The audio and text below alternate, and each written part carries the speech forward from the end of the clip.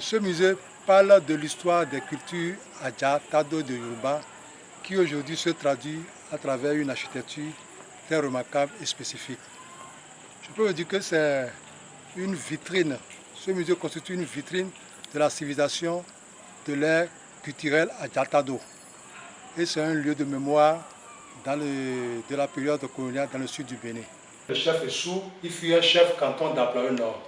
C'est lui qui a construit le palais depuis 1918, après la mort de son papa. Nous sommes devant son marque de déplacement. Mais ici, ce n'est pas l'original. L'original a été conçu depuis 1918. Nous avons son premier véhicule. La marque, c'est la marque Buick. Et le volant est à droite ici. Donc, c'est un véhicule américain. Ça, c'est le second véhicule. La marque, c'est la marque Opel. Il est mort en novembre et c'est en décembre pour l'enterrer. En temps, le cercueil était visible, c'est-à-dire qu'il y a une vitrine pour une partie là. Il faisait du bruit, il disait qu'on n'a pas enterré comme il faut.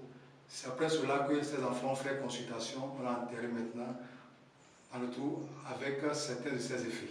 Nous sommes dans la cour des femmes ou bien dans le village des femmes.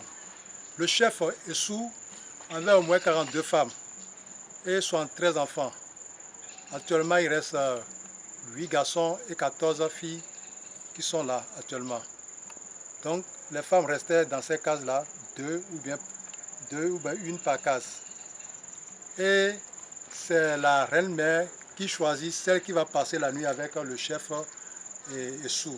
Donc, il faut savoir respecter ta reine-mère, sinon ton tour ne viendra jamais. Il y a aussi des femmes qui n'ont pas fait d'enfants à Essou, parce qu'elles n'étaient pas dans la période de fécondité avant de s'approcher du chef Essou. Le musée régional de Kinkinfoué, affectueusement appelé Benjamin des musées du Bénin, rivalise déjà avec ses aînés de par son état de délabrement. Un meilleur entretien de ce musée ne serait qu'une belle manière de rendre hommage à ce digne fils du Koufo dont on se plaît de nos jours à conter l'histoire.